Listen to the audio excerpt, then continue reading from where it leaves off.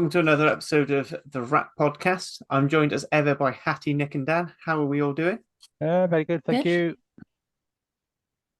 Excellent stuff. Dan was just off there telling us about Arbitrary coming second. Bless him. I'm sure there are a couple of other people on the panel who appreciate that feeling. Yeah, Absolutely. unfortunately. Right, as we don't want to go past people's bedtime, namely mine. We're going to go straight into it this weekend. So, Nick, what have we got on the never-ending news desk? Okay, we'll start off with the Dragons. So Dragons stroke Scarlets. That Steve Cummins, who's had his injury issues since he's joined the Dragons, has actually been let on loan to the Scarlets on a short-term loan because of their own injury crisis. The 33-year-old Australian has travelled to Llanelli for his second spell at the club, and he featured in Friday's home United Rugby Championship fixture against Stormers. So I don't know who to go to first. Dan, Hattie, how do you view that? I mean, I don't think he had the worst game of everybody that was there. So I'll take that as a positive for now. And he's But big. he's big. I don't really know if you can judge off Friday's game, to be honest. But No. a body is a body at this point, so I'll take it. Dan, how do you think Dragons fans feel about, he's played so little since becoming a big signing the summer before? Yeah, and look, he's a big man. He's brought in, I think his line of work is good, his physicality is good. And I think he was someone that the Dragons probably need, but horrendous. This goes back down to the sort of recruitment that happened last season where I think the due diligence wasn't done, like horrendous concussion history with Steve. And I probably think that we thought that with Levi Douglas coming into the squad and, all our fitlock, Seb Davis coming back this past weekend, that we were probably okay for numbers there. So Steve's gone out to get himself some game time at the right level, at our level. And I thought he did okay, actually, as well. His lineup work was neat and tidy. He was good in the line out, carried the ball when he had to. I think there's a player in there, and the Scarlets got more out of him in 50-odd minutes than we did all of last season in reality. Unfortunately, we're down a lock already now, aren't we? Yeah. With Levi Douglas coming off. So, yeah, let's hope that doesn't, knowing how that'll blow up in our face as well, and we'll end up having an injury crisis in the second row whilst Steve Cummins is on loan. So, I'm unsure whether there's like a recall element to the deal or not. I don't know. Usually for these things, because I know when Cardiff have loaned players from, well, the many players we've loaned from Bath over the last season or so, when they've had issues, they've called them back pretty much straight away even if it's just to cover in training. There you go. But I think if he can go and get some game time and plug the gaps that the Scarlets need him to plug, when he comes back, he should be match fit, raring to go. I think he's definitely a handy player. He's been able to cut it out in France, and various other places. So yeah, hopefully it'll be the start of a long and fulfilled season for Mr. Cummins, whether that's in Scarlet's colours or with the men of Gwent. Okay, thank you. We'll stay with the Dragons. Unfortunately, some bad news regarding injuries. At the centre, as anticipated, Pia is going to have a spell on the sidelines, and he's undergone surgery. Tongan International suffered a fracture after having a really, really good start to his Dragons career against the Sharks. And he's now started his rehabilitation. He's going to be out for a period of time. Dragons actually, on their information, they said they weren't sure how long it was going to be, but the BBC seemed to say it was going to be December. So I don't know where that's going to be. It depends how quickly, I guess, with the fracture, how serious it is, and how quickly he can get back. Also, as probably anticipated, maybe that Ashton Hewitt, who was let go last year, 30-year-old, has now confirmed his retirement from rugby. He played 124 times for the Dragons and scored 36 tries. And another one of those players who probably didn't quite reach the heights that he certainly had the potential to do because he was so unlucky with injury. Would that be fair, Dan? Yeah, I think you've hit the nail on the head there with Ashton. Injuries blighted the prime of his career, really, when he was in and around, sniffing at opportunities with the Wales squad. Nevertheless, he had a fantastic career for the Dragons and the men at Gwent, a proud one club man. he is a man of Gwent himself as well. Proud Newport boy. So hopefully he's sort of had a fulfilled career with the Dragons. Part of me felt that he did have a little bit to offer elsewhere. I know listening to his appearance on Scrum 5 last week, I think there was some suggestion that he'd been speaking to Worcester. Could have easily gone and played in a championship, I think, for a season or two there. But ultimately, he's gone on to start his consultancy, working in the sort of diversity field, and he's been a massive advocate for the anti-racism stuff over the last few years. So good on him, and I'm sure we all do wish him the very best for the future. In terms of our brand new shiny outside centre, Tonkin International, Mr. Player. Unfortunately, it looks like December is the sort of amount of time that we're looking at him on the sidelines, according to the BBC. Maybe they know a bit more than we do through sources. I don't know, but I'm gutted about that. I think he was a real find for us. I thought he was fantastic against the Sharks in poor conditions. I was looking forward to see what he could do against Cardiff this week. But unfortunately, we've lost him for the next, what is this, sort of 8 or 10 weeks. So fingers crossed he comes back, and I genuinely hope this is not the plight of the Dragons cursing everybody, because at the moment we're dropping like flies.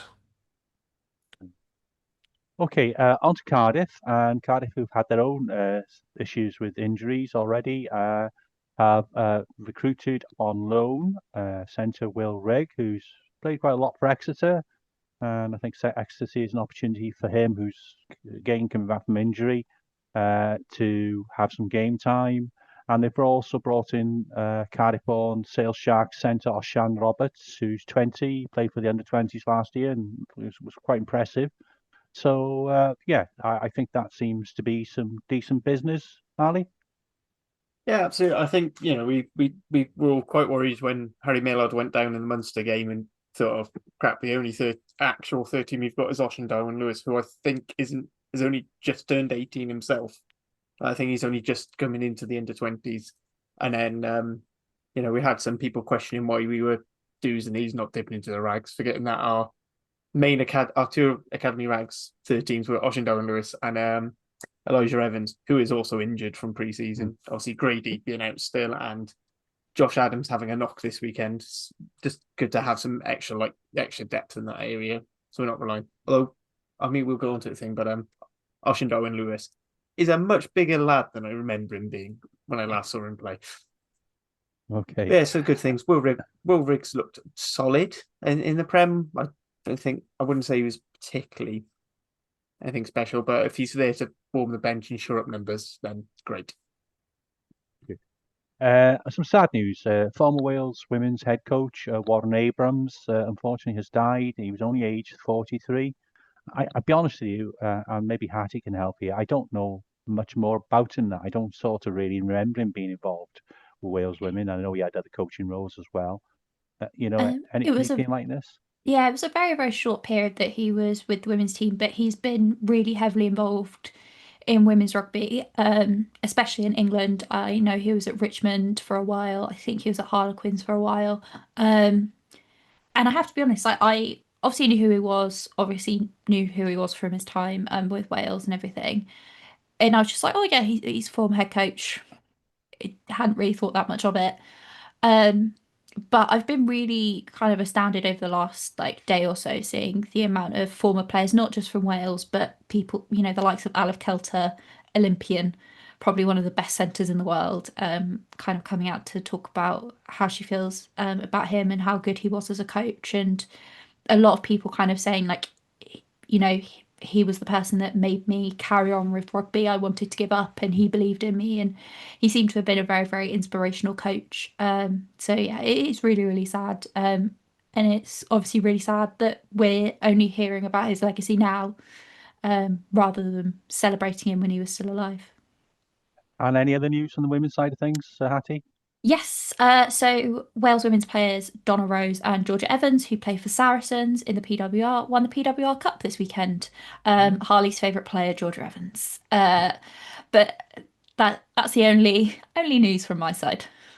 Okay, we'll carry on sort of talking about Scarlets, and it's been announced sort of late today that they've strengthened their squad with the signing of highly rated young number 8 or flanker Fletcher Anderson.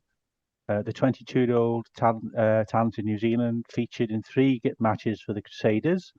I think when they won the Pacific Super Rugby Pacific title. Mm-hmm. He started 1 game, and he's since been playing for Tasman Makos, and he was named man of the year, player of the year, defender of the year for the 2025 campaign. And I guess given the loss of Fafita, the injuries in the forwards, especially in the back 5, much needed, Hattie. Yeah, I think obviously don't really know too much about him. There isn't that much online. If you go from news article to news article, it's literally the same stuff. But I'm hoping that he's a big ball carrier because that's exactly what we need. And defender of the year, I will take that. So I have high hopes. Excellent. And perhaps, I don't know how you feel about this, but also with the Scarlets, perhaps outside of the game on Friday night, the biggest news was Blair Murray's hair. What would you, obviously you're probably more stylish than the other 3 of us. I can't comment. I'm sorry if I've upset Harley and Dan on that one, but, is it something you can go with, that sort of hairstyle? No, so when I saw it, I did think he had cursed the game, and it turns out he did. Somehow it wasn't, his hair was not actually the worst thing of the night for the Scarlets, which is surprising. But I hope that he never does it again because I think it cursed the game. It was You've got to hope horrendous. You've just got to hope It has to have been. It has to have been like caught or something, and because that is just horrendous. If he's got a girlfriend, I can't imagine how on earth his girlfriend has let him walk out the house like that. And that's the end of the news, Harley. Yeah, so there's one little bit. So that's the end of the rugby sort of on off-field news. Now we have some podcast news. So I have checked. He's happy with me doing this, and he's been forced to do the same on his own podcast for good night. But friend of the boy, cat boy, Mr. Statsman, Hugh Griffin has gotten engaged to his long-term girlfriend. So we wish Hugh and Bethan absolutely all the best in the future. And I'm looking forward to his stag do, which will be touring all the Pro Day Dursides. Yeah. I don't know if Grise knows yet that Hugh's gotten engaged without her. And he celebrated. I'm sure she will live. Yeah. He celebrated up in Eryri. He's going up with that up Snowdon on this weekend. So what better place than to celebrate his engagement than in North Wales? Congratulations. Yep. Yes, and because Hugh and Bethan have met Fleur, Fleur says, "Yay, well done, Hugh." So that's all of our news. Yeah, once again, good luck to Hugh. And if you enjoyed that positive news, plus all the other things that we've got on this channel, please feel free to like, subscribe, leave us comments on YouTube.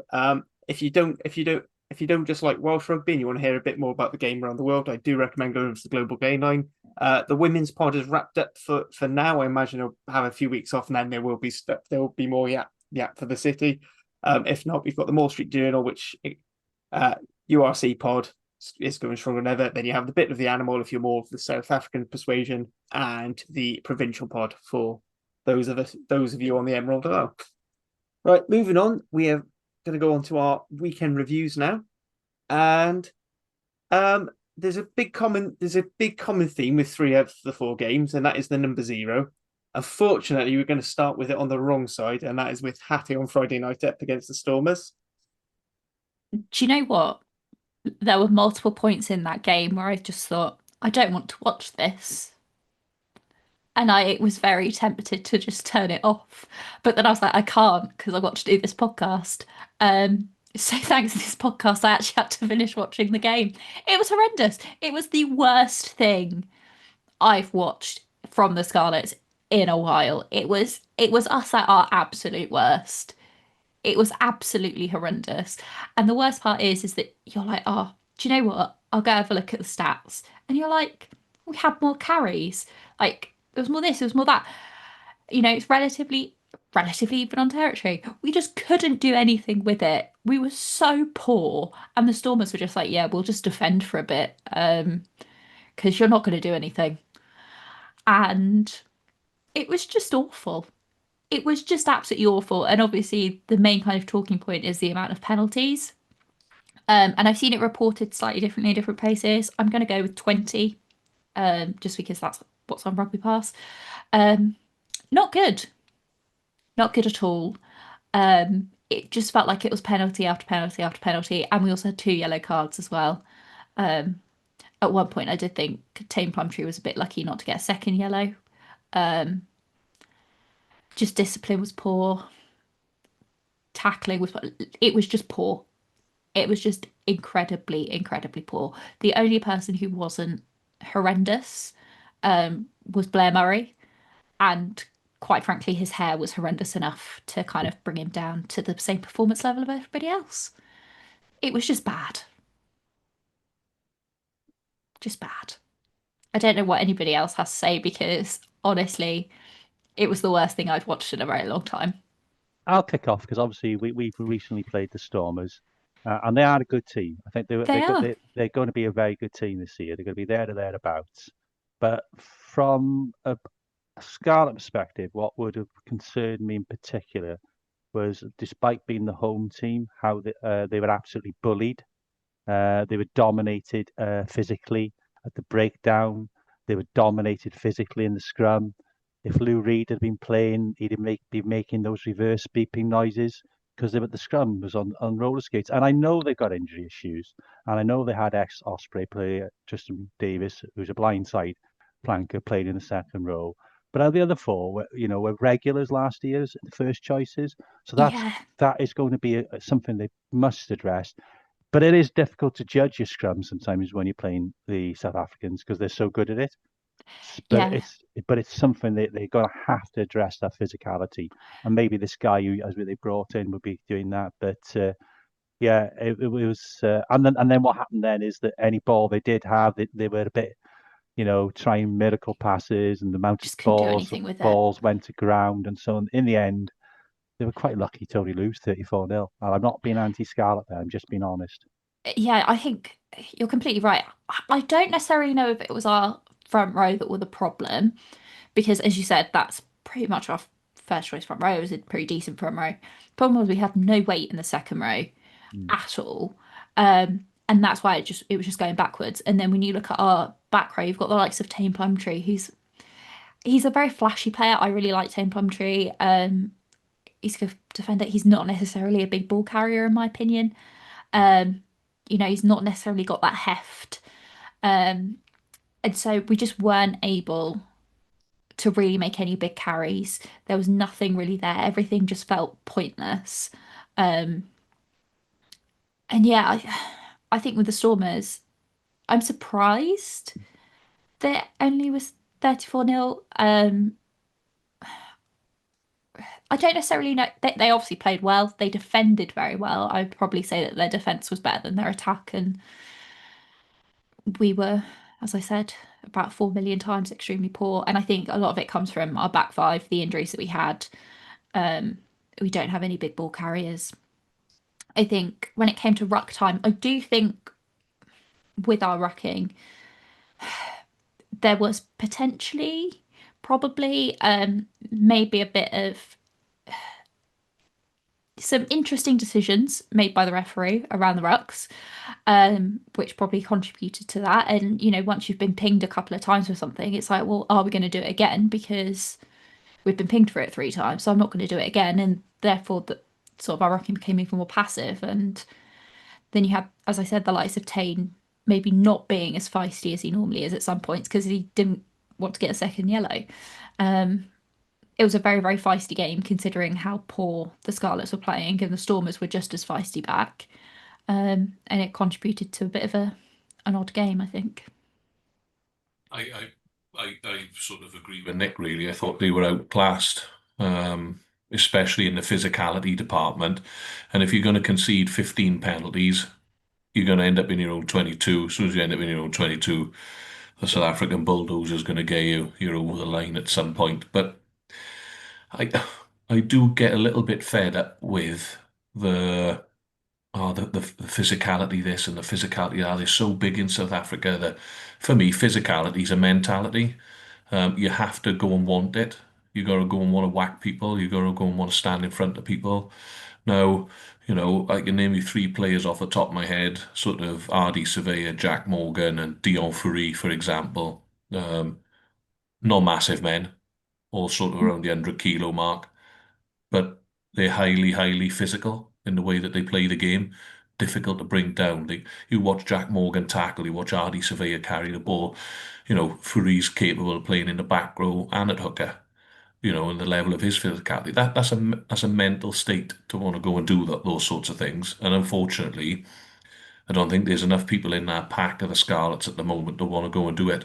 You've lost Craig, you've lost Fafita, um, and as such, you just get out muscled because the other people don't want to do it. It's a mental state a large part of the time.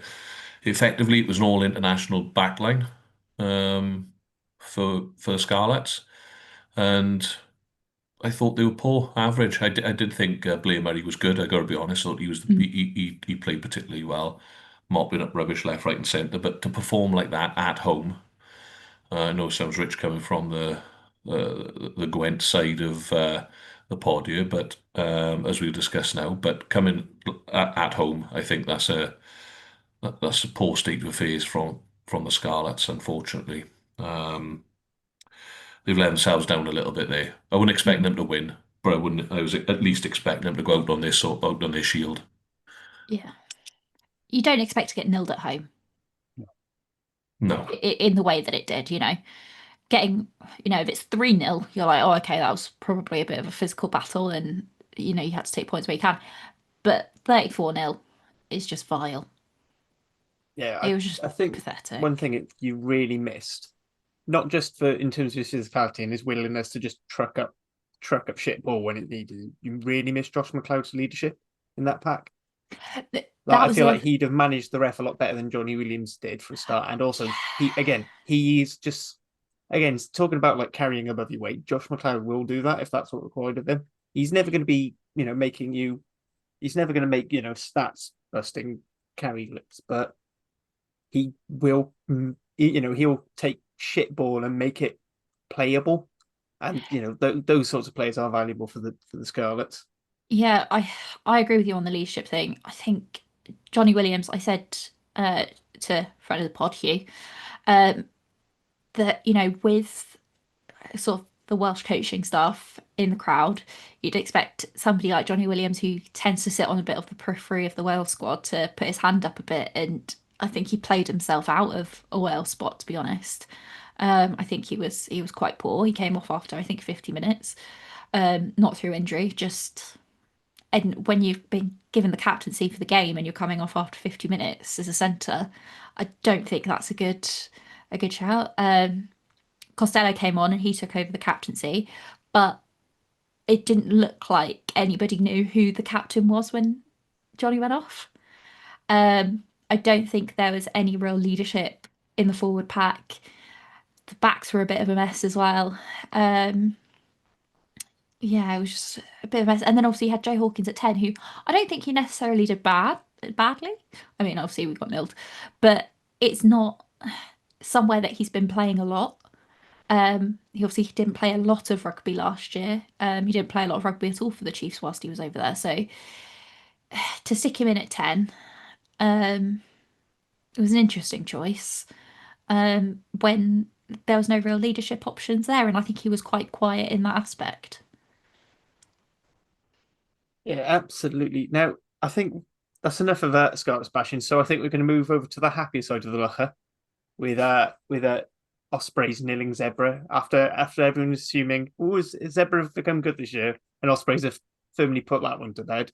So well done. You've picked on the little kid, Nick. I hope you're proud of yourself. Talk to the game, because this is a game I didn't actually get a chance to see on Saturday. So obviously Zebra arrived unbeaten, and well done to them for that. We think we talked about that last week, but they did choose this game as a game to rotate. They obviously everybody seems to target home games in this league more, unless you're really, one of the superstars like Leinster. So for me, with the positives were things I've had a few doubts about from South Africa were much better.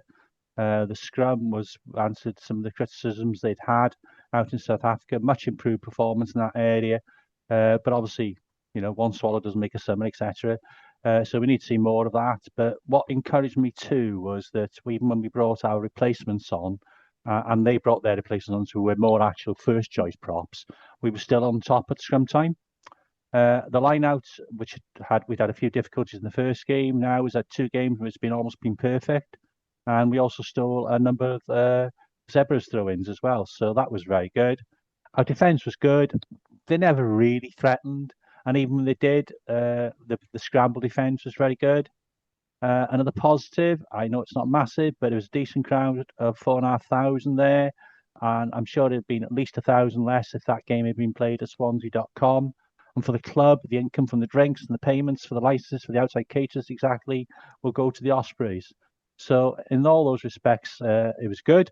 There was a good atmosphere there. It was a proper rugby match. We noticed it very much improved to last season at the Swansea.com. So that all goes well for the bigger games to come. The Ospreys started well again. They built some good pressure leading up to Kokosinga's try, which he took well.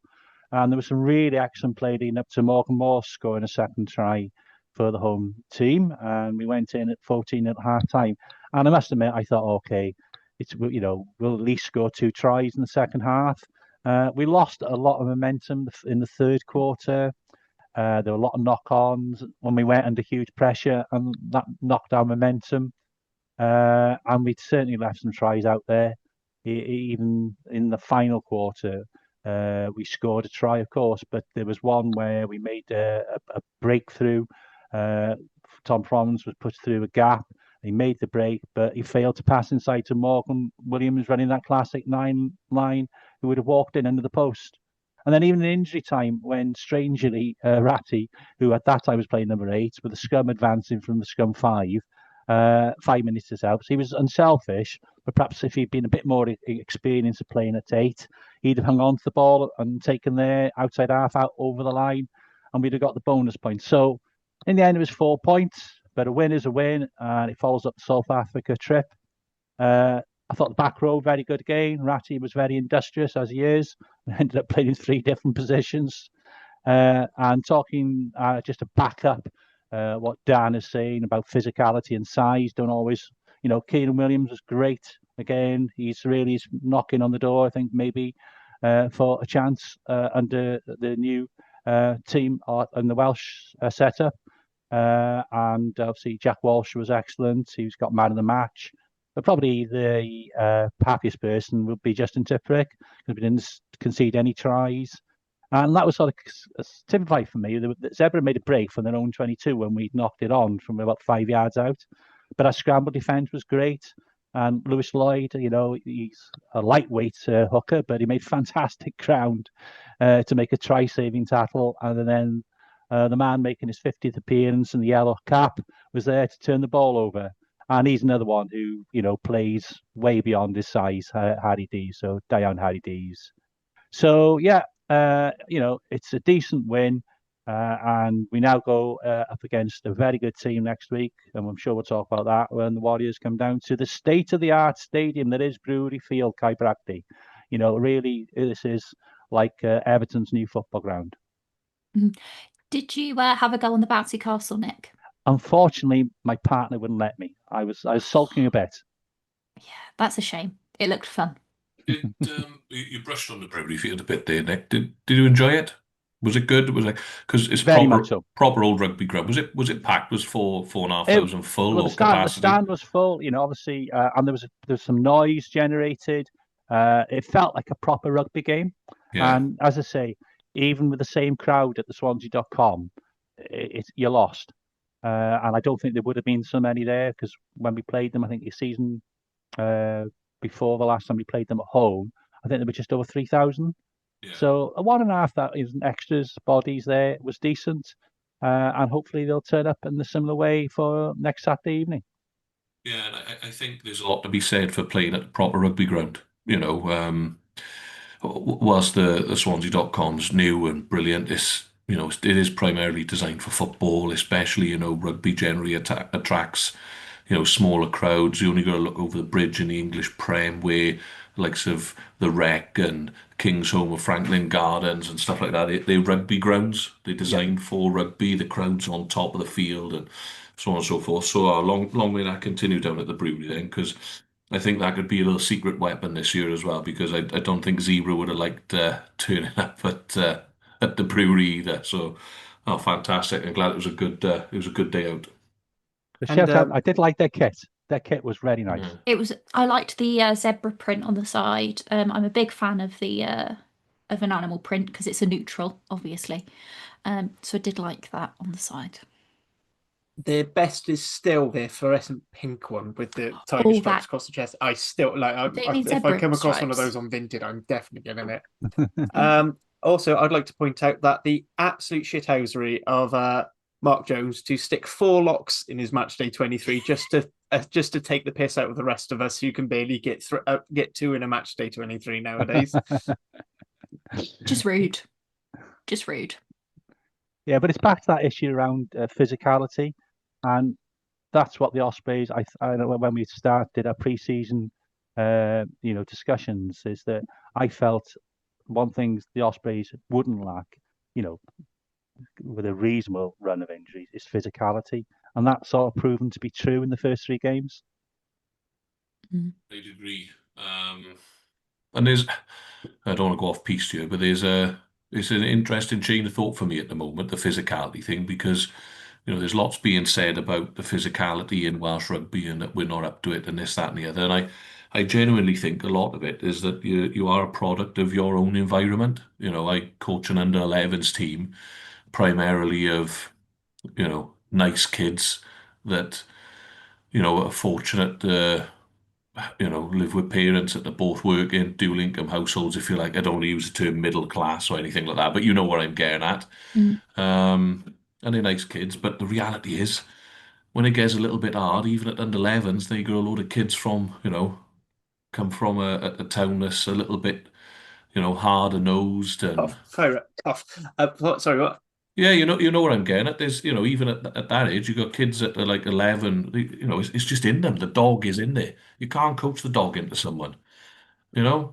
And it's interesting. Maybe it's a sign of the sort of places that people are being brought up from, because we all know that the South Africans, for example, generally are coming from probably harder backgrounds than a lot of our boys. But then I suppose the fact that the English school system, English private school system, breeds most of their rugby players, sort of blows my theory out of the water there, doesn't it? I was going to say, just look at Leinster. Yeah, exactly. So I don't know. Maybe it's some food for thought there, but I don't know. Leinster don't like it if someone gets on top of them physically. Yeah, they don't like going to the gutters. To be fair, maybe there is. I'd also like to say, before anyone writes in about me pointing out Kyra, this is just childhood trauma of getting my ass kicked in tag rugby by schools from Kyra. But this is junior school, and we're playing tag, and they forgot that it's not full contact. But I am still dealing with that trauma. Point made. Right, so we'll move on to the third game of the weekend, the second one of Saturday night. So Dragons went up to Scotstoun. I don't think anyone was expecting any sort of result from Dragons, but Dan, still disappointed with how it ended up. Yeah, I am a little bit disappointed, if I'm honest. But when we spoke last week, I was kind of hoping that we'd be able to go away and pick up a couple of bonus points. And then I saw the team sheet. And as soon as I saw the fact that we'd made wholesale changes, it was clear to me that, this game had obviously been, I don't want to say disregarded, but effectively we've sent the bin juice, haven't we? To go and play up at Scotstoun. Just to give listeners a little bit of an example there. Seb Davis playing his first competitive game of pro rugby this season, just working his way back into it. Shea Hope his first start. Jack Lloyd the week before had been playing in the SRC for Newport. David Richard had been playing in the SRC for Newport. Harry Ackerman first start. Hugh Anderson first start. Harry Beddle coming off the bench, first start at senior rugby. Um, Dylan Kelleher, Griffiths, another one coming. Young guys. We've sent up a very young team, with the hope, no doubt, of picking up a couple of wins, or at least improving our performances in the two home derbies. You compare that to what Glasgow put out: three British Lions in Sutherland, Cummins, and Tui Pilotu. You throw in Alex Craig, Gregor Brown, George Horn at scrum half, Kyle Stein on the wing. It's very good. Hastings at fly half, if I ever mentioned him already. It's a very good Glasgow team in reality that we played against. And as soon as I saw that, I thought we're in for a tough afternoon. I wouldn't say the scoreline flattered Glasgow. They were well worth their win, but I didn't think the Dragons were, put this way, I didn't think the Dragons were as poor as the Scarlets were. We went up there with what was effectively a second 15 to play, and I thought the boys showed some endeavour. Unfortunately, we lost Levi Douglas early to injury.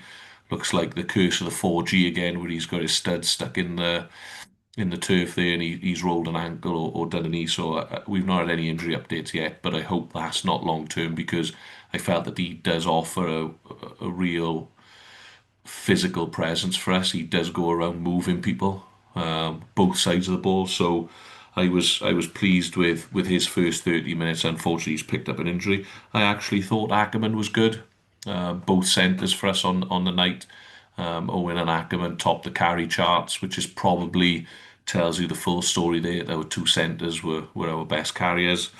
But I thought Ackerman's definitely got a future in the game. I think he's definitely a 12 as well. I think it's important to remember he's 20, 21 years of age. That guy's a top player. I thought Seb Davis did okay for his first 80 minutes as well. It's always tough. Ultimately, you're going to be playing yourself back into some sort of fitness, because he's not played any other rugby. And on the whole, I thought Jack Lloyd did okay at fly half as well, especially when he's primarily been turned out for Newport at 12, when his pro team backs coach is playing inside him at fly half. So there were positives to come out of the game. Unfortunately, the stats kind of tell you all you need to know, really, in that we lost 20 turnovers in that fixture on the weekend. You're never going to win a game of rugby if you're turning the ball over 20 times and just giving the opposition the ball back. Glasgow had 61% possession, so the tail of the tape really heavy in their favour.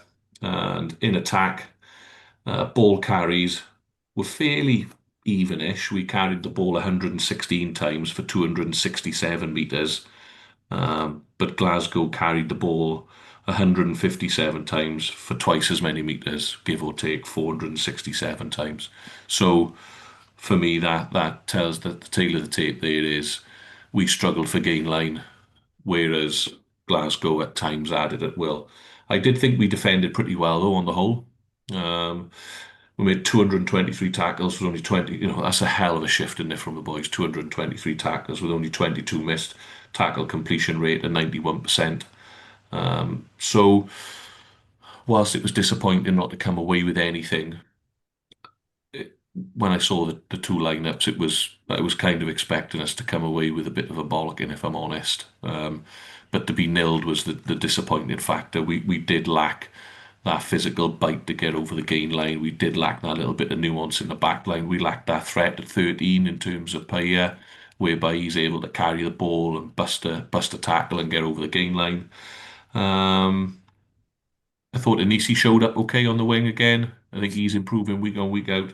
And for me, Hugh Anderson needs to be in the game as much as possible. There's another one with a bright future who, with limited ball, again showed signs of his little bit of stardust there. And I think, unfortunately, if it was me picking the team next week, I think I'd be moving Rio out and bringing Hugh Anderson onto the wing, because I think we're probably going to go with Angus at fullback based on the fact that he was rested. So on the whole, disappointing result, maybe expected, but we've blooded no end of youngsters on Saturday, giving them a taste of senior rugby, which in the long term can only be a good thing. I don't know what you guys thought. I think you were up against a pretty tough battle.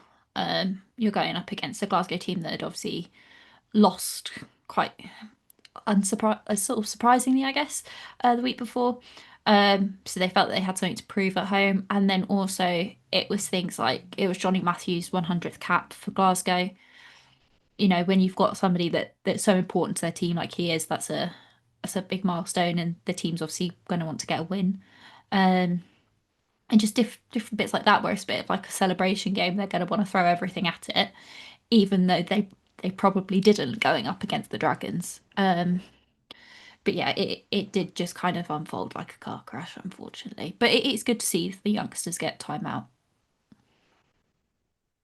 Yeah, and I'm still trying to remain positive on that because, it was only 14-0 at half time. And I Mm. thought actually they'd done all right. We were never looking to trouble the scorers too much, but we did okay in that first period. Losing Levi Douglas again was a major factor for me because he did give us that impetus both sides of the ball, whereby he was willing to whack a few people, and he will get you a little bit of gain line. But we sort of, it was a little bit same old Dragons. He didn't quite stay in the fight for long enough. If we'd have gone down sort of 28-0, two tries either side of the break, I'd have been like, oh, okay. I'd have been more positive again.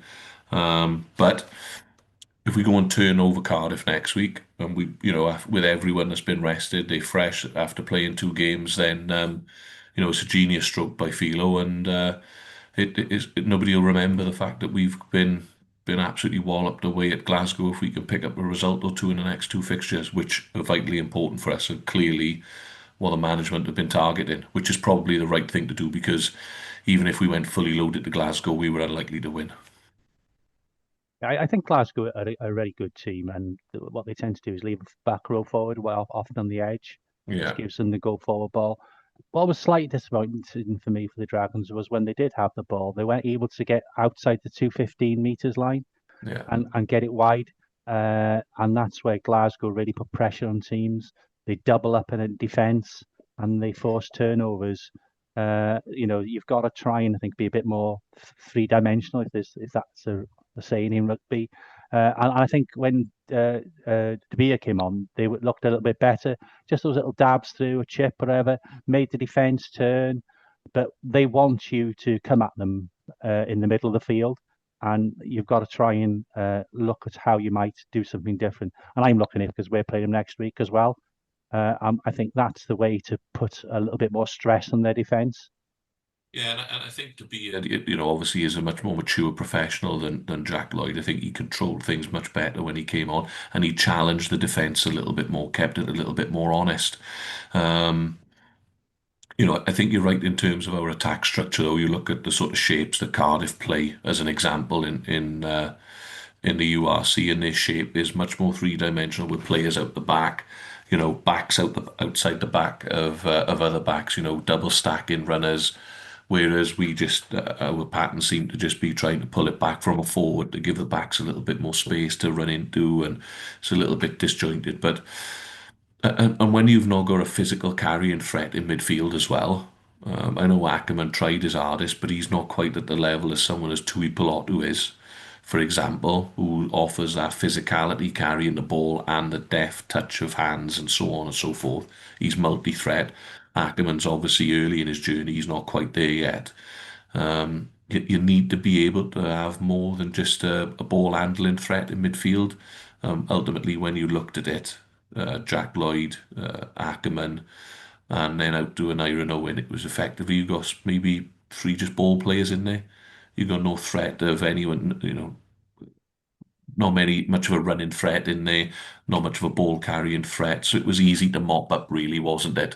And we didn't have much gain line. So I think you're right there, Nick. But I'm hoping that changes in the coming weeks. Unfortunately, I know he's only played one for us, but I think the Tongan lad in midfield pie is going to be a massive miss because that's a dodgy position for us at 13, and we're having to look at maybe Westwood coming in or something along those lines, which doesn't fill me with confidence, if I'm honest. I think the big issue with having Westwood at 13 is you don't really have a experienced defensive winger. No. You know, like one of the things Cardiff get away with sometimes with our 13 is you've got someone like Josh Adams, who is still one of the most, absolutely fantastic in defending the wing positionally. And but the problem is Westwood's never going to learn how to defend 13 until without playing it. Because there's only so many situations you can run in training. You've kind of got to learn by doing it. And then you end up in the trap Cardiff had where we relied on Lilo for so long. Yeah, and I kind of go along with that. It's just a personnel thing, isn't it? All the teams are the same, really. As soon as you start picking up bumps and bruises, we're all thin on the ground. But I'd expect the likes of Wyn Jones and Rob Hunt to come straight back in. Ben Carter's likely to come back in. We haven't seen Thomas Young yet. I'd expect. I don't think we're going to see him this week against Cardiff, but I'd expect him to come back in and add something. Aaron Wainwright's been rested, rightly so. We're waiting on an update on Elliot D, so hopefully that that is quality coming back in. There's no doubt about it, especially up front, because maybe not so much against Cardiff, but when we do take on the Ospreys in a couple of weeks' time, we have got to make sure that we have at least parity up front. Otherwise, we are, to coin a phrase, pissing into the wind. Absolutely. So moving on to the final game of the weekend, which is going to be a phrase I'm going to be saying to preface the Cardiff game quite a lot this season. So we hosted Connacht. The important thing is we've broken the duck. I think it was something like 6 games in a row. This would have been 6 games in a row we'd lost, including 3 last year. I'll be honest, I wouldn't recommend anyone go and watch it back. It was not a great game. Tom Bowen's intercept try was absolutely fantastic, just purely for the vision to see that I think it was Janssen, the flanker had fumbled it, picked it, got away from him, and then just completely outstripped everyone. Like that was just absolutely wonderful bit of pace. Other than that, we lacked a lot in our execution. I think other teams will punish us for that. So I think that's something we've just got to sharpen up. Line out was a bit of a lottery for both sides. We came out slightly better. It was nice to see us stealing line out ball. Normally it's just stolen from us. It was quite sad to see Teddy Williams go off early in the second half. Like I think he's been getting, he's been on such a steep improvement curve that I genuinely thought, even with all the talent coming in available for the autumn, he might actually have a chance of making match days 23, if not starting. Adds a lot of that physicality we've been asking for. Hope it's not too serious, but he did end up having to go to hospital. Let's hope that was a precaution. It's going to leave us very light in the second row now with, you're probably looking at McNally not to start, maybe Thornton on the bench or Ben Donald doing cover again. Sheedy probably holding his hand up to say, if you can find someone who can kick goals for me, I could be the guy at 10 for the short term, because he has got that backline purring and his kicking out of hand is absolutely sublime at the moment. Like he is on such good form. I don't think I've seen him like this since when he got his first Wales caps. I mean, yeah, if you can get Halfpenny fit, you're onto one there, aren't you? Can I just say it was, sorry, I don't know, does anybody want to add something about the game? I was going to say something just slightly related to the game. Yeah, I was just going to pick up on the point that I thought that Alan Lawrence was absolutely he was fantastic again. I think we're running out of superlatives from, particularly on the Cardiff pod, because he is just... I got the stats in front of me now. Top carrier and top tackler, 22 carries, 25 tackles completed.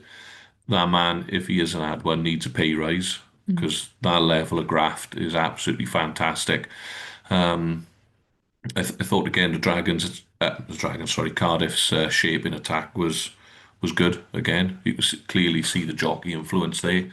I just hope that remains for them. For the rest of the season, because ultimately teams are going to work them out at some point. The more video they watch and so on and so forth. So, let's hope that they bring someone in that can take it to the next level. But Alan Lawrence, a bolter for the Wales squad. No, he's a good player, Alan Lawrence. Potentially, but I feel like we're quite stacked there. So I think it would be hard, and I do think he is an absolutely fantastic club player. I mean, it does say a lot to say that I don't think Cardiff have missed Faletau so far this season, because Yeah, Alan Lawrence is doing everything you possibly want. and this is sort And of there are some key injuries, and we are missing. I think it'll depend on what Tandy's thinking of for how he has his back row. Is he going to want what we've traditionally had, that more dynamic Aaron Wainwright, Faletau, Plumtree as an 8, or does he want someone who's just going to be grabbing the ball and giving you that first phase carry? Yeah, and don't get me wrong, he would be an outside bet, but I just think based purely on the dogged level of performance that he's put in, then maybe he deserves a call up, even if it's just the training squad, because he has been outstanding for you guys. I thought Beetham had a good outing as well. He's definitely one for the future if we can keep him. For Wales now, I'm on about big lad, can play, across the back line, full back, centre, wing. He's handy to have in there. And I thought, who's the lad that played the 13? Harry Millard. Harry Yeah, Millard. I he's thought he was solid again as well. Yeah. Yeah, I think with everyone worrying about him being 13, I think he's actually going quite well, and he does suit quite well how Cardiff set up. So we almost use in attack, we almost use our 13 as the blindside winger, and we have then the blindside winger attacking, and then you have a back three trio. Yeah. So this is why we like people like Mason Grady, who are quick and comfortable on the wing, decent. I think. Yeah, I mean, I it'd be thought he nice did if we right could there. turn some of those line breaks they made into tries. Like, I think we could have probably should have beaten Connacht a bit more comfortably than we did. Yeah, you were I'm sure somewhat Connacht fans are unlucky saying with that the they should have last won. try. Yeah. I gotta be honest, mind. I can't remember the last time I saw a Connacht team play so poorly. It was not. I thought they were Yeah, poor. I mean, even their fans online were saying like this is. They were basically reacting the same way Scarlet's fans did on Friday. Yeah, they were poor. Yeah. But nevertheless, Dan Lancaster's new Leinster is taking a step back this week. Yeah. But look, ultimately, from Cardiff's perspective, and I'm sure we'll all agree with this, it's almost been the perfect start, really, in that you would never expect it to go and win out in Munster, but picked up a valuable bonus point. And you've knocked off the 2 home games, so surely the Cardiff contingent must be pleased with their start to the season. Yeah, absolutely. I mean, two wins out of 3, 11 points on the log. It's only one more than the equivalent games last season, but it's still one more. And one more point would have seen us in the playoffs. Yeah, so and that's really good. There's a difference in that, and I will double down on what everyone's saying in terms of Teddy Williams as well. There's no doubt about it. He would have been in and around the Wales squad this season and didn't look good at it. Again, another victim of the 4G surface. It's a I think horrible it's just surface, Arms Park. Yeah, it Too doesn't look many like it's. leg injuries.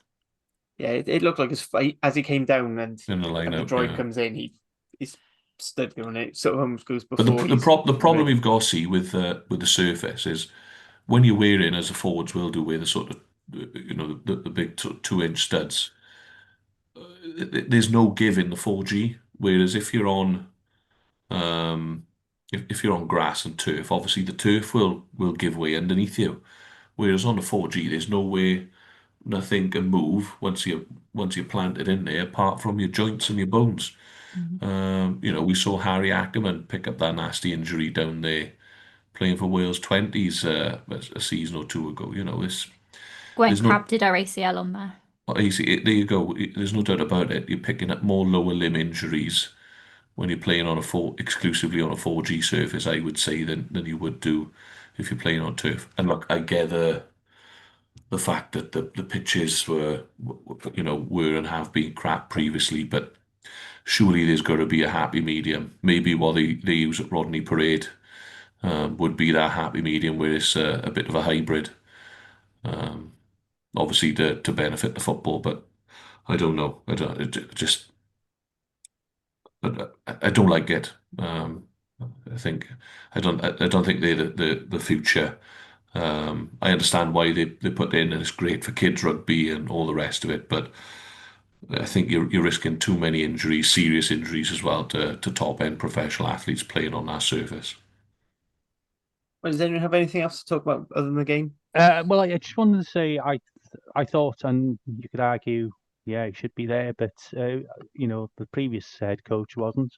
It was Steve Sandy in the crowd. He'd been sitting not far from me in Bridgend before driving to Cap to watch, and it's refreshing to see that type of commitment. I think he was at Parker Scarlett's the night before as Yeah, well. it was on Friday night. Yeah. Yeah. And it's not obviously to be seen and so on, and watch what in real time how players are playing. But it's also about developing relationships with the teams and the coaching teams in particular, our four teams. So yeah, good on him, Steve. I know it's a bit of a honeymoon period now, and it's going to start getting a lot more serious over the next few weeks. But yeah, I've and he's a proper rugby man. He's and I think I wish him all the very best, and I think he's made a positive start just by doing something that Gatland didn't. Yeah, I'd agree. Yeah, that's him. You won't get any arguments from me on that one. As we are getting close to Wales squad, the Wales squad is due to be announced next week.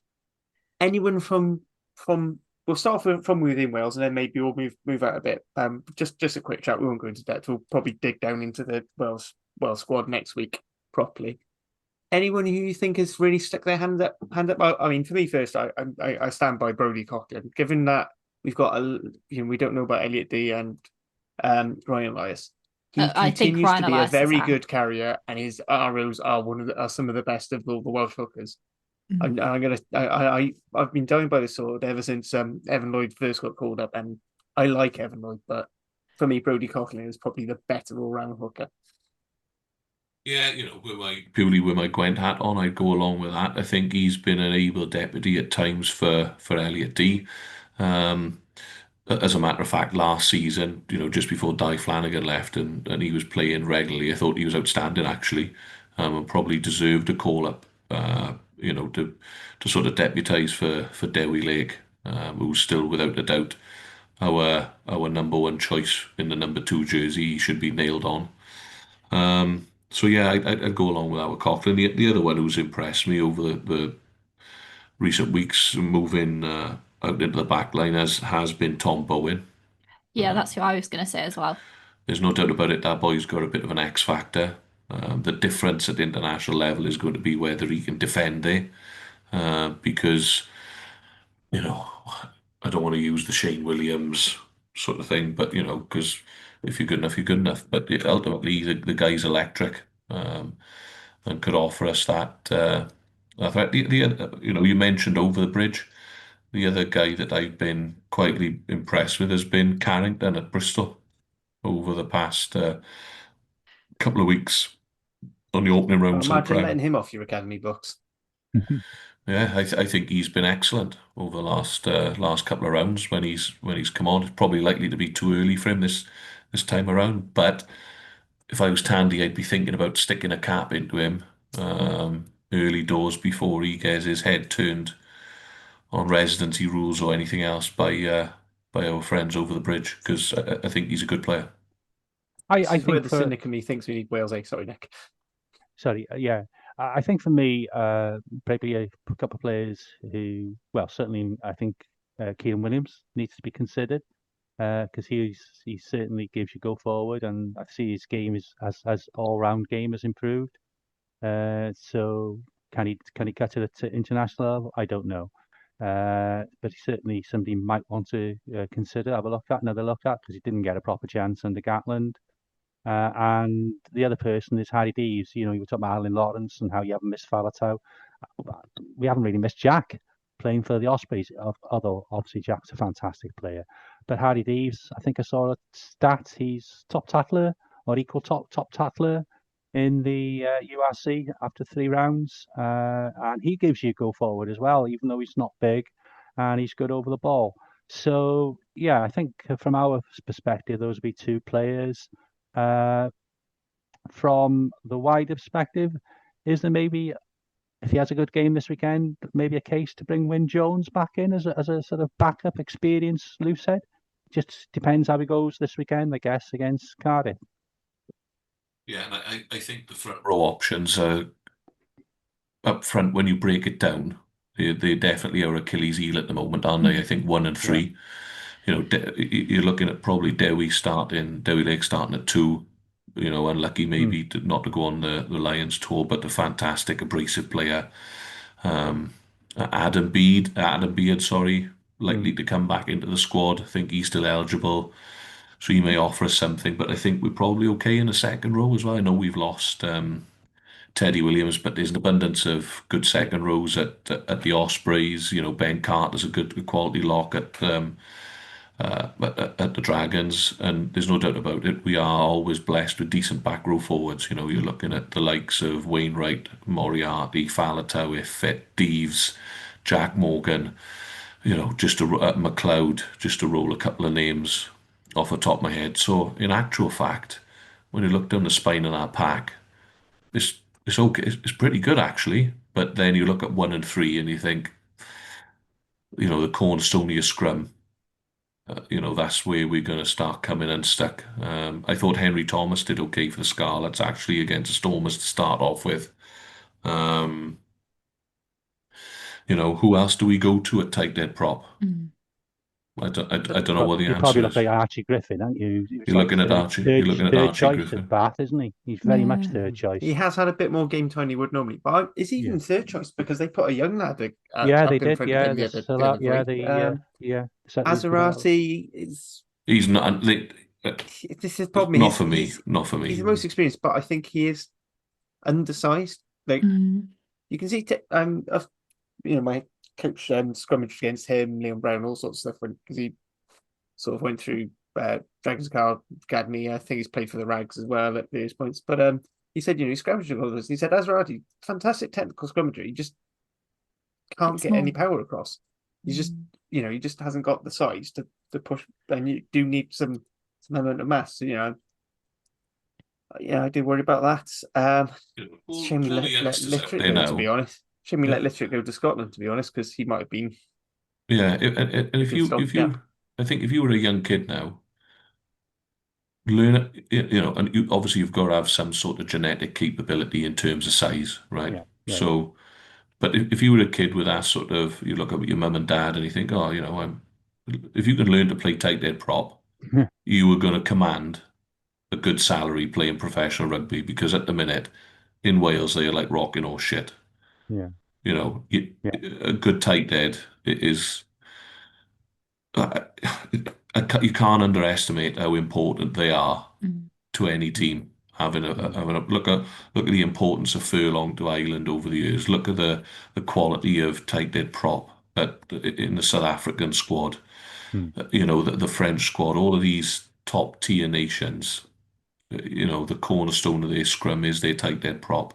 So, you know, go and learn to scrummage properly if you are a tight head prop and do things properly because you do it, especially in Wales at the minute. The talent ID stuff should be starting earlier, shouldn't it? Because you know we need quality tight heads because we just haven't got them.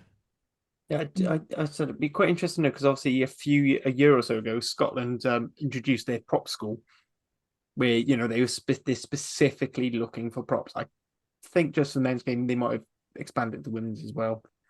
Who knows? I think now Scotland have never been short of women's props. To be fair, it is one of the things they tend to produce. Yeah. I think for me the one thing I am like, slightly worried about the props. I think I have no idea what we're going to do in the centres. Obviously, it's unlikely that Eddie James is going to be around. I think he's still going to be out injured, or recovering from injury rather. I think most of the regions are suffering in that area. We've got a couple of 12s knocking about, but genuinely think it's going to be Ben Thomas and another. Yeah. Whether that's the right choice, I don't. Whether that's the right choice, I know we discussed about this. No, I mean, I feel like in international rugby, you need a ball carrier at 12 first, and if they can play now, that's better as opposed to going the other way around. That's where I wish Beetham would get a decent run of games at 12 because I think he's probably got the physicality to make that. But I think we're probably going with Ben Thomas as the incumbent. Yeah, and then Joe Roberts really. Who else other than Joe Roberts is a genuine 13? I mean, Max Page is about. I don't know if he's ready. He's just a bit small. No, I don't. I don't think he is. I don't think he is quite. I think he's the odd bench appearance to the Scarlets. Okay, a bit He's of not games ready. winning, but yeah, he's not. For me, he's where Mason Grady was about 4 seasons ago. We've just got so many injuries in the set. I think that the sad thing is, it's not like the props where we just don't have any talent in that area or don't really have the international level talent. In the centres, we have the talent, but everyone seems to be, in the Max A&A. Llewellyn. Yeah, Max. Max. Yeah, Sorry, that's yeah, true. I mean, It's because he's over the bridge. You forget yeah, about him.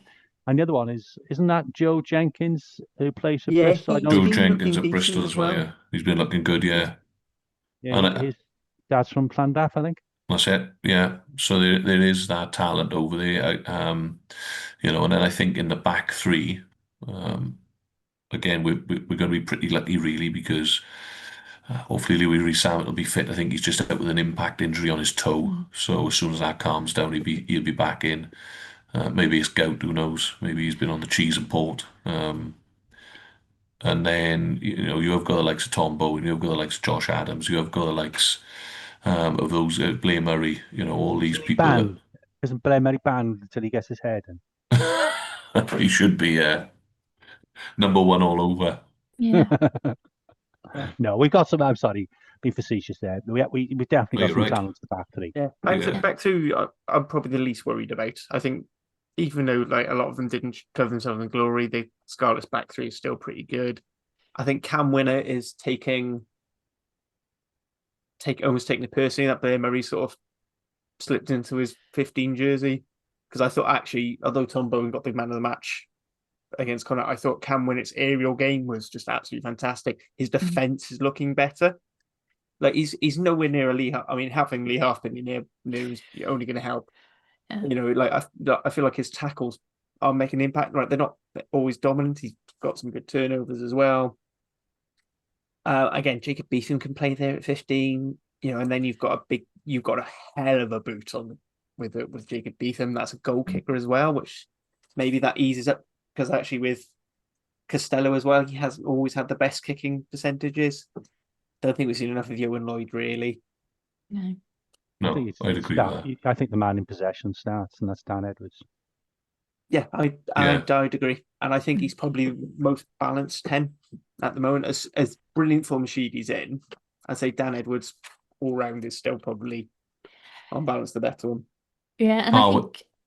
Oh, sorry, Dan. No, I was going to say just on the fly half thing that Carwyn Leggett Jones had his first taste of senior rugby last weekend, Oh, great. or the weekend before for Quins, come off the bench for Quins.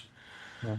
And they lost to Pontypool, I believe. So it'd be interesting to keep a little eye on that because that young guy is a talent. And it's mad to think that he's 17, 18 years of age or something, still in school. I'm sure they've covered that on the SRC pod. Yeah, so go and have a listen to that. Go check that out when it's out later this week. What I was going to say very quickly, sorry, Harley, is like with the likes of Sheedy, it depends on what the kind of strategy is. Are we going short term to try and get the cobwebs off? In which case, yeah, actually Sheedy might be a good option. Or are we thinking long term? And building for the future. In which case, one of the younger guys, I think, Sheedy is like my age. I think maybe a little bit older. That's still quite young, ancient. to be fair. That's ancient in rugby. Ancient. Not really. You're still south of 30. Just. I think as well, you got to look at the personnel that's picking the squad in terms of the coaching setup. And if you want to look at how Wales are likely to attack and play over the coming years now, you need to go and watch Cardiff because that's the attacking structure that they're going to have. There's no doubt about it. That's the blueprint, and it has worked well for Cardiff. There's no doubt about it. If only they had a bit more of a, if you could stick the Ospreys pack with, for example, with that Cardiff backline and have that attacking shape, it'd be a much more formidable. They'd be a much more formidable unit, I would have thought. In theory, I know Mark Jones has come into the Ospreys and done some good things with their attack but yeah, if anyone wants to go and see how Wales are likely to play over the autumn, go and watch Cardiff's last few games because that's going to be the blueprint for you. Albeit there's likely to be more of a kicking strategy involved with it being international rugby as well. You say that we actually kick almost more than any of the other three teams. And It's a the way lot from the way nine we as kick well, it, isn't doesn't there? it? Yeah. Yeah, so and it's quite varied. But moving on now, so that was all the past with a little bit of future. But moving on to the next weekend ahead, we've got 3 games coming up this weekend as we have our first derby. Now, although that comes up first chronologically, we are going to carry on with the pod tradition of discussing derbies last. So first on our preview, unfortunately, Hattie, is Scarlet's kicking off their South Africa tour to the Lions. Yay. Your face says it all. If you're an audio listener, just quickly check the pod at about 1 hour 10. And Hattie's faces. I think that's probably a good enough summary. Do you know what? Like, I think we're like the Lions have won 2 games. We've won 2 games or something recently. From our head-to-heads.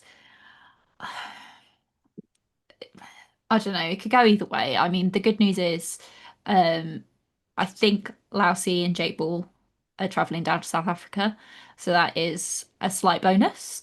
I think that's going to bring back a lot of the physicality. That's buzzword for the day. That we've been missing, but we can't rely on 2 players. So, especially when one of them is well into his 30s and hasn't played top flight rugby in a while. So, yeah, I'm not looking forward to it, to be honest. I was really hopeful for the season and it's all gone down the toilet immediately. Oh, don't worry, you can still change your predictions.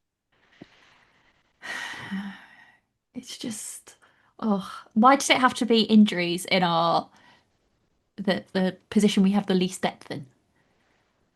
Because We it's could have making had- up for last season where you had almost no major injuries, so you were What? able to keep. Why couldn't we have like injuries at, I don't know, 10 or in the back 3? I'm not jinxing it. I'm knocking on every Injuries bit at of 10. wood. You've only got 2 10s and one of them's a centre. Oh, that's true. In the Um, back 3, I'll take that rather than yeah. this. What I would say though is for Scarlets, I think if you look at what Cardiff shown, and even Zebra shown, Lions' attack isn't particularly good. What they're very good at is scrum. They've got a very good scrum, but once Ivakani comes off, it does drop a bit.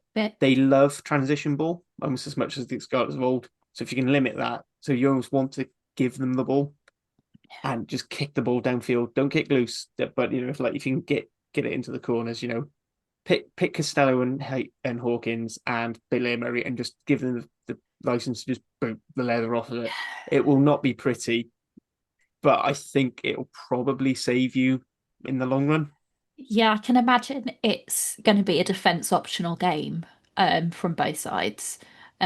Just based on like how the 2 teams have played each other in the past. But I just hope that we come away with something because it's been painful. Absolutely. Right. So if we move on to the next game, because I'm starting to feel the yawns come in.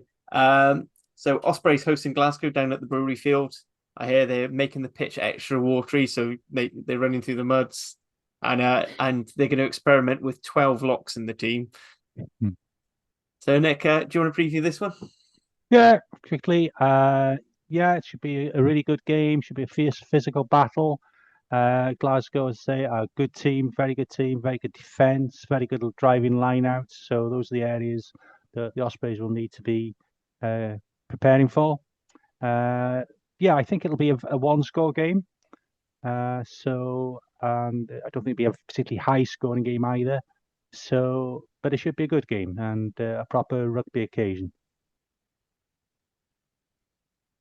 I'd go along with that. I think it's an opportunity at the Brewery Field for the Ospreys to pick up a win, like we've seen. I think with the Dragons, it'll depend on what sort of team Glasgow bring down as well. If Glasgow want to bring some changes to travel down to South Wales, then Ospreys stand even more of a chance of picking up a win.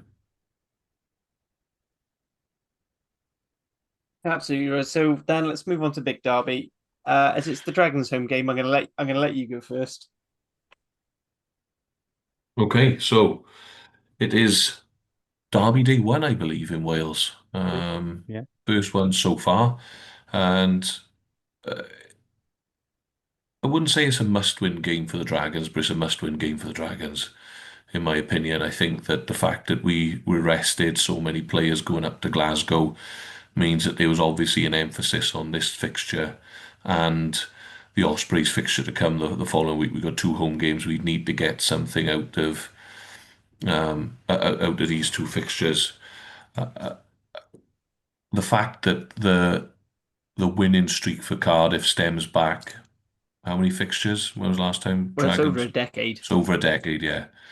Means that, all good things come to an end. So I'm hoping that this is this Friday night because I'll be there. With my boy, we'll be down supporting the men of Gwent, and hopefully we can come away with a win. I think the recruitment up front means that we can more than take on Cardiff up front this weekend. This Friday night, rather. Unfortunately, like we've already talked about, we've lost Mr. Payet in at 13, so we'll have to do a little bit of rejigging there. But the likes of Tinas to be Roger Williams to come back in Nice is exciting. Hopefully, we have some more positive injury news. There's no reason why we couldn't put a pretty much full international pack out onto the field to take on Cardiff. The big thing for me in this is for the boys to remember that, ultimately this is a derby. All forms should go out the window. So, we need to. This is where sort of be the best on the park with things that take zero skill. Put effort into everything. Be the first one up off the floor. Be the first one off the line. Be the first one to track back if there's a line break. Do all those things that take zero skill. And I got no doubt that the Dragons stand a good chance of winning this fixture if we can get those nuts and bolts right. Put the effort in. It's a derby. We're playing Cardiff. This is one of the oldest rivalries in rugby. If you want to take it back to Newport v Cardiff, it's even older. And if you want to go into the depths of it, then everyone north of the M4 has always hated playing Cardiff, especially in the Gwent Valleys. So it's about time we harness that old coal miner attitude of the mines of Sengennydd and Six Bells and harness the steel working harshness of the men of Ebervale. And when they turn up at Rodney Parade at 8 o'clock or whatever stupid time it is, I don't care how well we play. I just want to beat 15 people up from Cardiff.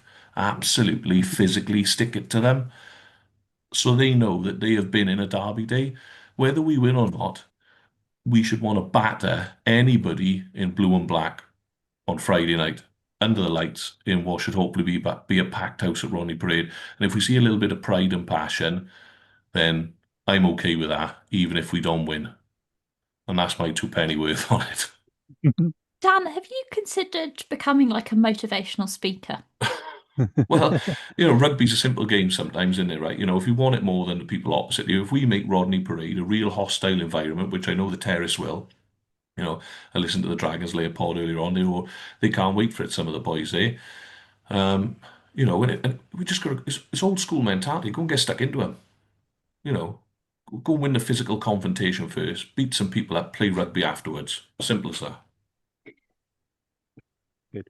And you do have the benefit of you do have several players now who have never lost a Cardiff Dragons fixture. Yeah, that is true because they played in blue and black previously. You're quite right. But if we can't do it, you're playing for your livelihoods as well, aren't you? Ultimately, especially if the region still, if the union rather still want to drop down to two regions or 2 teams, you're playing for it, boys. Let's go out there and take it to them. Because those city slickers are soft, and once we get stuck into them, they'll roll over and have their bellies tickled. How do you see Cardiff winning the game, Harley? Oh, just by how we usually do, which is just remembering that we know how to beat them. And it's just I can't imagine it's gonna be pretty because it never is. I hate this. Even the Boxing Day one where we smashed them 49-0 and a half. it still ended up not pretty by the end. I think I'm not going to lie, losing Teddy is huge. I don't think I can emphasize how much losing it, because he drives so much of that mentality. He is a proper leader on that field. I'm not sure we'll get the same impact from Nott or Thornton, whichever one starts alongside McNally, because he will start, because it will be a day ending in Y. Yeah, I'm less nervous now. Paye is not playing. I'll be honest with that one. I think that back line looks a lot less intimidating without him on there, straightening the line. Oh yeah, it does. I agree with you. He's a huge loss for us. Even when I've watched the Nisi at 13 for Tonga and stuff, it's it is having a it is almost having a wing at 13 as opposed to that. I think if we're playing on our form, I think the problem is, so a lot was made of Dragons only having a 6-day turnaround. Dragons Day pod forgot to point out that Cardiff will also have a 6-day turnaround, but our game was a must win, so we had to play our first team. We just had to. The question is do you double down and you just say, right, we've got two games. These are both big fixtures for us. If we this game and then Edinburgh at home, and then you go, right, then we give them the autumn off. We just make the use of that break. Because I don't see us making too many changes. I'm not sure where we've got space. We might rotate through hookers and front rows a bit, but yeah, I think as long as if we can get parity up front with the Dragons, which we usually are pretty good at, I think our backline is better than theirs, and I don't think it's too cocky. I think man for man, I think they are all playing better. They are all used to winning. I think getting over the line against Connacht was good for us on a mentality thing. I said you got players like Sheedy and Tom Bowen who are just in brilliant form, and sometimes there's just no legislating for a player who is on it. I mean, Bowen's 4 tries in 3 matches, 5 tries in 3 matches. 5 matches and 3, 5 in 3. I think he is at the moment. Yeah, because he's had one each game and a hat trick. So he had 2. He had 2 last week. I don't know. I can't remember if he scored in the opening game. No, I don't think he scored in the opening game, because he became joint top choice scorer after scoring 3 last week. Yeah. So I think he's 5 in the last 2 games at least. Yeah. I don't think he scored in the first game. But you can't, when somebody's on that kind of form and he's doing it out of nothing as well. Yeah, and this is why for me the Dragons got to drag it down and make it a proper old school derby, East Wales derby. We've got to really slug it out. If we're going to sit off Cardiff in D, let them play lovely shape at the back and let them find Bowen in space and, bring the likes of Beetham or Winnett into the line, it's probably going to be a longer afternoon than I want it to be. If we get off the line and start putting people on their backsides and start smashing people and make Rodney Parade the worst place on earth to be if you're wearing blue and black for 80 minutes on Friday night, then the Dragons 100% stand a chance of winning that fixture. You just got to make it a dogfight. Don't get Dragonsy about it. Make it a dogfight. Simple as that. If we can drag it down, in my opinion, the Dragons can win the fixture. But I think he is right. I think you definitely got the upper hand at 12 and 13. I would say maybe 10, 12 and 13. Tina will have a good go at Sheedy. He's probably got a point to prove, having been sat on the bench all the last season while Sheedy was not even sat on the bench. That was a thing. Exactly, especially after what he did. I hope he's got a real chip on his shoulder, because 2 seasons ago he was fantastic when he first came into Cardiff and then was forgotten about. So Seb Davis as well, actually, the way he sort of his career sort of petered out and he basically became 4th choice behind Thornton. Exactly. So I can see there are a couple of personal points to prove. Yeah, there's a couple of personal elements to the fixture as well. Big Mac, yeah, I got no doubt he'll feature somewhere. And I got to be honest, if you were Philo, you'd be stupid not to roll them out, really, wouldn't you? Those lads that have got a chip on their shoulder, go and let the boy from Ely loose for the last 20 minutes and see what he can throw into Cardiff. So yeah. I'm looking forward to it, actually, and I hope I hope the Dragons breathe a little bit of fire.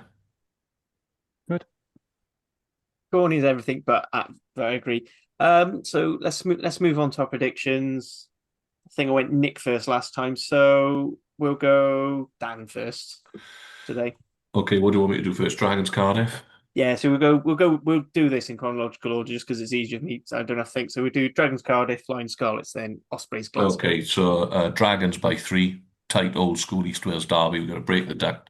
Dragons by 3. Then, unfortunately, I think Scarlet's next, is it? Sorry. Yep. Scarlets, yeah, Scarlets. Scarlets to lose.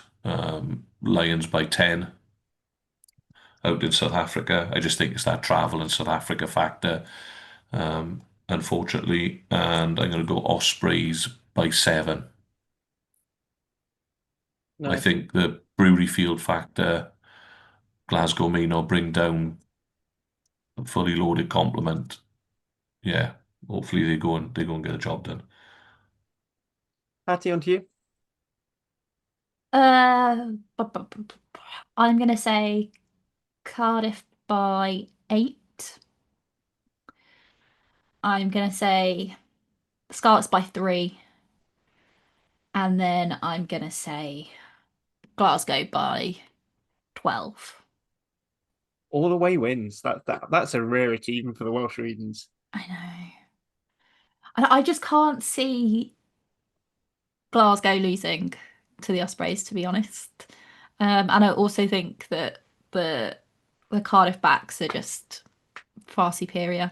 I think you're right. If Pia from the Dragons had been healthy, I think it would have been a slightly different game. But the form that, you've got a 10 who's in form and a winger who's in form, so you're a bit loose there. Absolutely right, Nick. On to you. Your predictions, please. Dragons by 1. Lions by 12. Ospreys by 3.